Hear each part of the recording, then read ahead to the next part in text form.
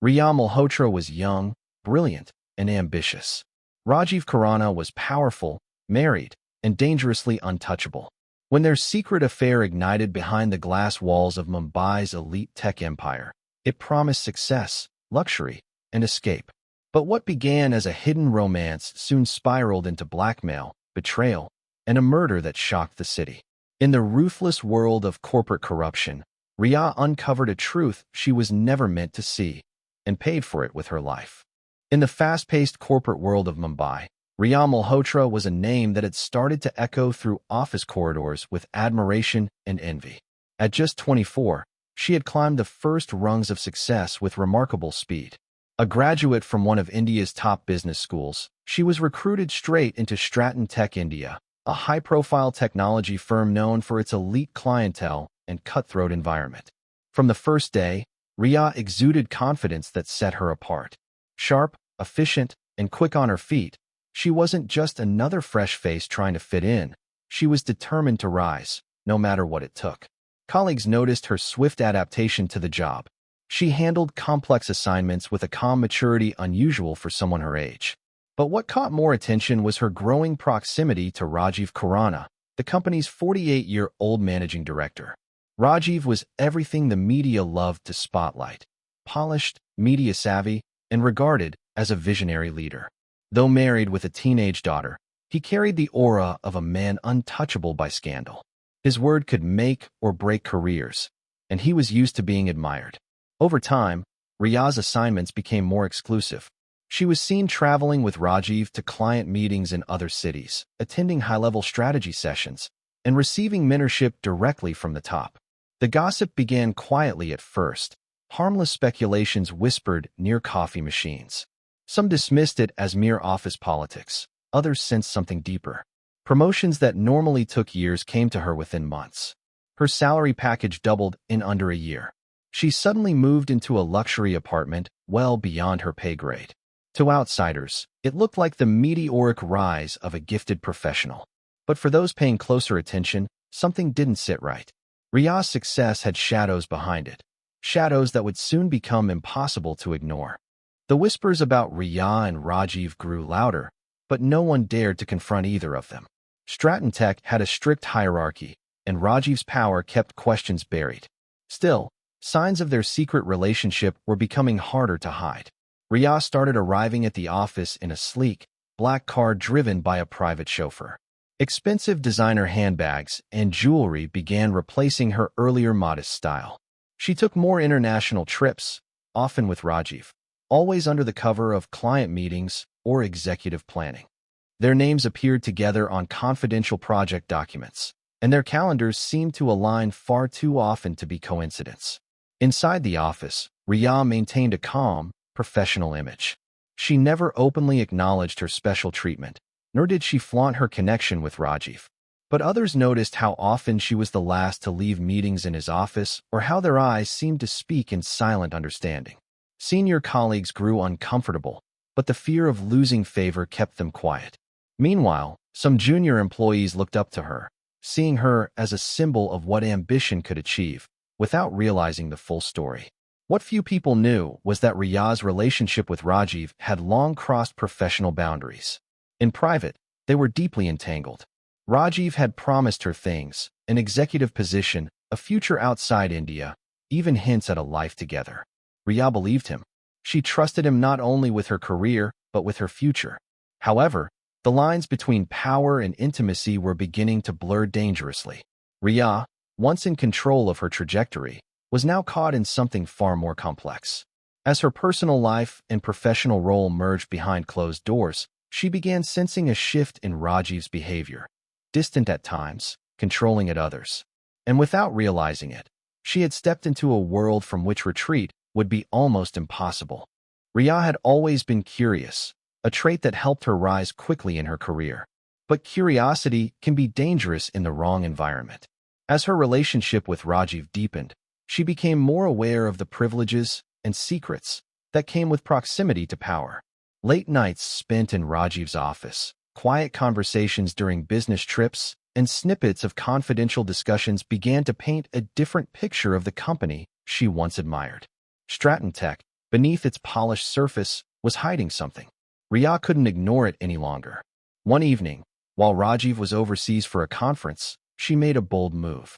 Using a digital keycard he had once given her under the pretense of handling urgent tasks, Riya accessed his private office. What she found wasn't just typical paperwork or executive memos. Hidden behind a locked cabinet were encrypted drives, old-fashioned ledgers, and files marked with obscure vendor names. She copied what she could onto a flash drive, her hands shaking. As she scrolled through the data later that night in her apartment, a sick feeling grew in her stomach. The documents revealed a web of transactions, large sums being funneled into offshore accounts, payments routed through shell companies, and fake invoices approved at the highest levels. Riya realized she wasn't working for a clean, respected company. Stratton Tech was laundering money through fake deals and foreign investments. And Rajiv, the man she trusted most, was at the center of it all. She wanted to believe there was some explanation, some mistake. But the evidence was too detailed, too consistent. As she stared at the screen, she understood the danger she was in. This wasn't just about ethics or legality anymore. She knew too much.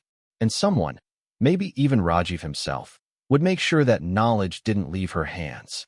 After discovering the truth, Riya's world began to shift in subtle but chilling ways. What started as small inconveniences soon felt like deliberate intimidation. Her laptop crashed unexpectedly. Her emails failed to send. Confidential documents she had saved were mysteriously deleted. At first, she thought it was paranoia. But then came the late-night phone calls with no one on the line, the feeling of being watched, and the unmistakable sense that someone had been inside her apartment while she was away. When she confronted Rajiv, hoping for answers or reassurance, his tone had changed completely. The warmth, the charm, gone. He was cold, distant, and curt. He warned her not to get involved in matters she didn't understand, telling her to focus on her work. It was clear she was being silenced. No matter what had once existed between them, she was now expendable. But Riya wasn't the type to back down. Armed with copies of the incriminating files, she began documenting everything. She stored backups in cloud accounts, mailed a copy to a trusted friend, and started researching legal options. She even consulted an anonymous whistleblower helpline. But she didn't go to the authorities, not yet. Instead, she made a calculated decision. She sent an encrypted email to Rajiv from an anonymous account, stating that she knew everything, had proof, and would go public unless she received a significant payout within 48 hours. She thought it was leverage. She thought it would force him to negotiate. But what Riya failed to realize was that this was not a game of business or love anymore. It was a game of survival. By threatening Rajiv, she had made herself not just a liability, but a direct threat to everything he had built. And threats in his world didn't get warnings. They were erased. The day Riya disappeared began like any other. She arrived at work just after 9 a.m., dressed in her usual sharp attire, smiling politely at the receptionist, and heading straight to her desk. Her colleagues noticed nothing unusual. She attended meetings, responded to emails, and left the office around 6:30 p.m., telling a teammate she had plans that evening. Security cameras captured her exiting the building, getting into a black sedan that wasn't her usual car. It was the last confirmed image of her alive. She never returned home. Her phone went silent. Her friends assumed she was laying low after the confrontation with Rajiv. But by the second day, concern turned into panic. She missed work, didn't respond to messages, and her family in Delhi hadn't heard from her. A missing person report was filed. Search efforts began, but there were no signs of forced entry at her apartment, no suspicious activity on her bank accounts, and her phone location data had been wiped. On the third day, her body was found floating near Marine Drive by a morning jogger. It was fully clothed, with no visible wounds. Initial reports pointed to drowning, possibly suicide, but the details raised red flags. Her purse was missing. There were faint bruises on her arms and wrists. Most notably, blood was found under her fingernails, indicating a struggle. The autopsy couldn't confirm drowning as the sole cause of death. The case was quickly reclassified as suspicious. While police explored leads, a mysterious email arrived at the Mumbai crime branch. It contained encrypted files, screenshots, and a recorded audio clip of a conversation between Riya and Rajiv. The sender was anonymous, but the message was clear: this was not a simple drowning. This was murder, and someone wanted the truth to surface. The email to the crime branch changed everything. Investigators who had initially leaned towards suicide were now looking at a much darker picture. The attached files were extensive: financial records, voice recordings, and internal emails that connected Rajiv Khurana to a complex network of shell companies and unaccounted transactions. Most damning was an audio file, scratchy but clear, where Rajiv's voice could be heard warning Riya to stay quiet or face consequences. The tone was threatening, not caring. It shattered any illusions about their relationship. Police widened the investigation. Rajiv's office and home were quietly searched. Multiple computers and hard drives were seized. Bank accounts linked to the company began showing irregularities. Investigators discovered a trail of money moving through dummy corporations registered in Dubai, Singapore, and Mauritius. It was a corporate empire built on fraud, and now unraveling fast. While the murder investigation remained open, Rajiv was arrested on charges of financial fraud, tax evasion, and destruction of evidence. His public image collapsed overnight. News channels aired non-stop coverage, employees resigned en masse, and Stratton Tech's board was forced to initiate emergency audits. Rajiv denied any role in Riya's death. He insisted their relationship had ended months before and claimed she had been blackmailing him for money. But his denials were hollow. The evidence spoke louder. Further pressure came when security footage was recovered from a neighboring building near Riya's apartment. It showed a black SUV parked nearby the night she vanished. That vehicle was traced back to a private security firm regularly contracted by Stratton Tech. One of the firm's drivers eventually came forward, admitting he had picked Riya up that night on a supervisor's order. According to him, he thought it was a simple drop-off. But Riya never made it to where she was supposedly headed. The deeper the investigation went, the more tangled the web became. The driver who picked Riya up was cooperative but claimed ignorance about what happened after he dropped her at a deserted service road near Worley Sea Face. He had been instructed to leave immediately, no questions asked. When the police questioned the supervisor who issued the order, they found him missing, gone without a trace just days after Riya's body was discovered. His apartment was abandoned, and his phone switched off indefinitely. It was clear someone was cleaning up loose ends. Despite the growing pile of circumstantial evidence, there wasn't enough to formally charge Rajiv with Riya's murder.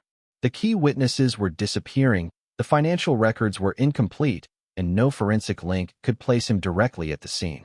He remained in custody for the fraud charges, but the murder investigation began to stall. Public interest was fading, and without new evidence, the case was quietly shelved. Months later, a new tragedy struck. One of Rajiv's top aides, Vikram Bansal, was found dead in his car with an apparent suicide note. In it, he confessed to fabricating financial reports, managing illegal transactions, and helping cover up Riya's disappearance. He wrote that what happened to her wasn't supposed to happen, and that things got out of control. But even this confession didn't point to a single killer. Only more shadows, more ambiguity. Stratton Tech collapsed within the year. Rajiv's wife filed for divorce and moved abroad. His daughter changed her surname. The company's reputation was ruined beyond repair. And yet, the biggest question remained unanswered. Who ordered Riya's death? Whether it was Rajiv himself, a panicked employee trying to protect the empire, or someone else entirely, the truth remains buried. Just like the bright, promising life of the young woman who got too close to it.